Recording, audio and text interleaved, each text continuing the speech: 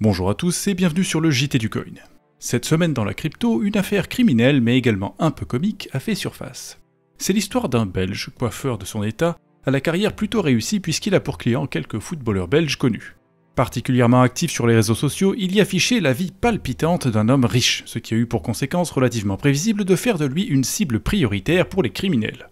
Parmi eux, une jeune femme de 20 ans qui a pris le temps de gagner sa confiance pendant plusieurs mois en se faisant elle-même passer pour une riche héritière et finir par l'inviter à se déplacer jusqu'à Londres. Une fois sur place, elle l'a fait entrer dans un appartement loué sur Airbnb. Et dans cet appartement, 3 hommes armés de couteaux l'attendaient pour le séquestrer et le menacer dans l'espoir de lui soutirer un demi-million de livres. Pas de chance pour eux, le coiffeur ne disposait en fait sur son portefeuille crypto que de 6 livres 71. Au lieu de trouver une fortune, ils ont trouvé la moitié d'un kebab. Et donc pour se consoler, ils lui ont quand même pris 2000 livres sur son compte courant avant de le balancer à la gare londonienne la plus proche.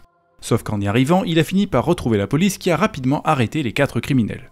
Au final, la victime est physiquement indemne, donc c'est à peu près la meilleure issue possible à ce genre d'histoire. Et c'est pour chacun d'entre nous un rappel supplémentaire que, comme le dit le proverbe, pour vivre heureux, vivons cachés. Cette semaine, nous avons aussi pu assister à un petit changement des règles du réseau Ethereum. La limite de gaz de chaque bloc a été de nouveau augmentée pour passer de 36 à 45 millions d'unités, ce qui veut dire que le nombre de transactions par seconde sera augmenté d'à peu près 25%, au prix d'une légère réduction de la décentralisation du réseau puisqu'il demande désormais un matériel un tout petit peu plus puissant pour fonctionner.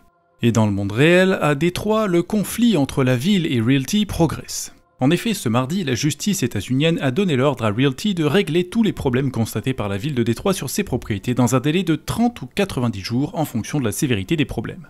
Et ce, sans avoir le droit de recevoir les loyers des locataires qui seront consignés pour l'instant, sauf si ces loyers sont utilisés pour régler les problèmes. En outre, Realty ne pourra pas expulser les locataires des immeubles concernés.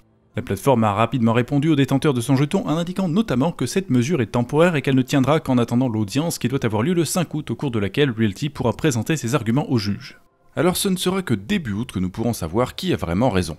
Et en attendant, nous allons passer à la suite des actus de la semaine avec la signature d'un partenariat entre Ethena et Anchorage Digital, une banque crypto qui cible les clients institutionnels. L'objectif pour Ethena est de passer par la plateforme d'Anchorage pour rendre sa monnaie stable USDTB conforme au Genius Act. Par ce biais, elle pourra permettre aux Américains de l'utiliser puisqu'ils ne peuvent pas pour l'instant. Ce sera donc peut-être la première monnaie stable à avoir été officiellement certifiée conforme au Genius Act. Mais ce n'est pas le seul exemple qui montre que les changements législatifs récents et à venir sont devenus utiles. La semaine dernière, rappelez-vous, le nouveau chef de la SEC avait déclaré que tout serait fait pour favoriser les innovations en matière de jetonisation des actifs. Or, nous avons appris mercredi que la banque BNY Mellon s'apprête à devenir la meilleure amie des institutionnels qui souhaitent investir dans les fonds de marché monétaire de façon plus fluide. Ces fameux fonds de marché monétaire, ce sont des fonds mutuels qui souhaitent limiter au maximum les risques et qui investissent donc dans des actifs comme les bons du Trésor américain. Au total, ils gèrent plus de 7000 milliards de dollars en 2025. Très prochainement, il sera donc possible pour les institutionnels de placer leur argent dans ces fonds à travers le produit proposé par la BNY Mellon, c'est-à-dire des actions de fonds de marché monétaire qui ont été jetonisées. Tout cela prendra place sur la blockchain de Goldman Sachs avec laquelle la BNY Mellon a établi un partenariat pour l'occasion. Et cette semaine, il y a aussi eu de moins bonnes nouvelles, comme la volte-face de la SEC sur la question de l'ETF Bitwise 10 Crypto Index Fund. Alors qu'à peine quelques jours avant, la SEC avait publiquement déclaré une approbation accélérée pour cet ETF, elle a envoyé mardi un courrier indiquant que cette approbation serait mise en pause pour l'instant afin de mieux analyser la question. Il va donc falloir attendre un peu plus longtemps que prévu avant de voir les plus petits de ces actifs débarquer pour la première fois sur la bourse de New York à travers cet ETF. Et ce n'est d'ailleurs pas le seul genre de retournement de situation qui a eu lieu récemment. En fin de semaine dernière aussi, un groupe d'associations de banques américaines avait adressé aux autorités une lettre demandant la suspension des procédures d'octroi de licences bancaires aux sociétés crypto qui en avaient récemment fait la demande. D'après les banques, tout ça va un peu trop vite parce que le public états-unien n'a pas été assez informé. Ni sur le fonctionnement et le modèle économique de leurs nouveaux concurrents crypto, ni sur les changements de réglementation qui seraient nécessaires d'après les banques pour valider les demandes en cours. Alors évidemment, les banques n'ont pas envoyé ces courriers pour les beaux yeux du public qu'elles ont elles-mêmes l'habitude d'arnaquer joyeusement. Mais peu importe le motif de la demande, tout comme dans le cas de l'ETF Bitwise, ça risque fort de ralentir la procédure. Juridiquement, on est donc sur une semaine un peu moins positive que les précédentes et en matière de prix, le sentiment est essentiellement le même. En fin de semaine, le prix du Bitcoin a chuté un peu et ce mouvement s'explique en partie par la vente des 80 000 Bitcoins déposés chez Galaxy Digital il y a quelques jours. D'après le communiqué qu'ils ont publié vendredi, cette vente fait partie de la stratégie de planification successorale de l'investisseur. Quoi qu'il en soit, même si le prix a baissé, tout n'est pas noir, puisque cette vente absolument massive a été totalement absorbée par le marché. On peut donc en déduire que le prix a un risque relativement faible de partir à la baisse dans les jours à venir. Et ce, malgré le fait que dans les sociétés occidentales, la majorité des gens rejettent encore la crypto. J'extrapole un peu puisque le sondage dont je vais parler ne concerne que les Américains, mais il me semble quand même que le grand public n'est pas si différent de notre côté de l'Atlantique sur les questions liées à la crypto. En tout cas, le sondage en question a été réalisé par Gallup, qui a interrogé un peu plus de 2000 adultes états-uniens. Et le résultat, c'est que 14% possèdent de la crypto, 4% vont probablement en acheter bientôt, 17% sont curieux mais n'ont pas prévu d'acheter, 6% ne savent pas, et malheureusement, 60% n'ont absolument aucune intention d'acheter de la crypto. Ils la rejettent totalement, mais au fond, c'est relativement normal. 5% ignoraient même que ça existe et 60% ignorent comment ça marche. Il n'y a que 35% des Américains qui affirment connaître un peu la crypto. Donc nous avons encore beaucoup de chemin à parcourir en termes d'adoption.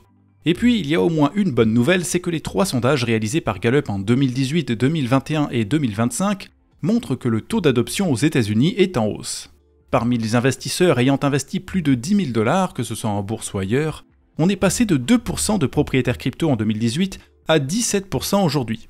Et c'est une vitesse de progression finalement assez respectable, puisque nous sommes dans une société qui n'a subi aucun choc majeur qui a remis en cause la viabilité du système financier au quotidien, le fonctionnement des banques, etc.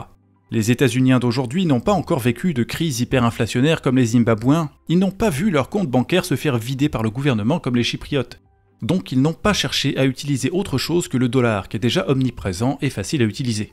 Pour l'instant, les événements qui pourraient les faire réfléchir un peu sont encore trop peu importants, et ils surviennent alors que la crypto est également encore trop peu répandue et méconnue. Un de ces événements auxquels je pense a eu lieu cette semaine. Il s'agit de la disparition sur le magasin de jeux vidéo itch.io de tous les jeux ayant le moindre élément vaguement érotique. Et ce pour la seule et unique raison qu'un groupe d'extrémistes catholiques féministes anti-pornographie qui nous vient d'Australie a fait pression sur Mastercard pour bloquer le site. Ces tartuffes modernes ont exigé que l'on couvre ce pixel qu'ils ne sauraient voir, et Mastercard, qui a par ailleurs l'habitude de faire ça même sans qu'on le demande, s'est exécuté avec un grand sourire. C'est un événement d'une importance trop faible pour marquer les esprits.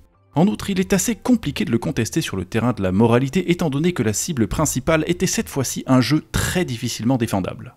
Sauf que ce n'est rien de plus qu'une cible facile qui a surtout servi de prétexte pour provoquer la censure simultanée d'un paquet d'autres choses parfaitement acceptables.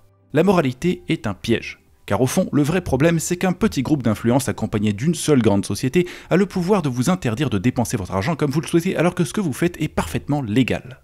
Mais malgré le fait que ça mette en danger l'existence du site et qu'ils doivent effectuer des changements majeurs pour continuer de fonctionner, en plus de faire disparaître une grande partie des jeux qu'ils vendaient jusqu'au début de la semaine, itch.io n'a pas choisi de se diriger vers la crypto. Ce qui est d'autant plus étonnant qu'il y a quelques années, ils avaient tenté l'expérience à travers Stripe jusqu'à ce que ça s'arrête de fonctionner. Quant à leurs clients, ils ne pensent pas non plus à la crypto. Mais alors pas du tout. Lorsqu'elle est mentionnée, ce qui arrive rarement, la quasi-totalité des commentaires sont négatifs. C'est un schéma pyramidal, un gaspillage d'énergie, un délire libertarien, un système fasciste. La seule solution envisagée pour eux, c'est de briser le duopole Visa-Mastercard. Ce qui ne serait pas une mauvaise chose, mais c'est tellement plus difficile que de juste commencer à utiliser la crypto. La plupart ignorent totalement l'existence des monnaies stables. Ils sont persuadés que les utilisateurs de crypto sont condamnés à voir leur portefeuille fluctuer de moins 90 à plus 1000% toutes les heures. Bref, il est clair, comme le démontre par ailleurs le sondage Gallup, que la crypto est encore particulièrement méconnue, et que cette méconnaissance entraîne une détestation infondée de tout ce qui y touche. Les gens n'ont été mis au courant que des échecs les plus catastrophiques, comme l'effondrement de FTX qui a été très publicisé, et ils en ont conclu que toute la crypto est une gigantesque arnaque sans chercher à savoir comment ça marche. Il faudra donc attendre encore des années pour que les opinions changent. Et ça ne se produira que si la connaissance se propage et si la crypto s'améliore avec le temps aussi. Lorsque les frais de transaction crypto seront devenus essentiellement une relique du passé, que les prix seront devenus moins volatiles, que les monnaies stables seront encore plus faciles d'accès, alors les gens auront beaucoup moins de mal à reconnaître que c'est vraiment quelque chose d'utile et de fiable. Bref, l'avenir n'est pas encore là, mais il s'approche. Et comme c'était le dernier sujet de la semaine, je vais vous quitter pour aujourd'hui. Par contre, comme je serai absent la semaine prochaine, je vous donne plutôt rendez-vous le 10 août sur notre chaîne YouTube. À bientôt!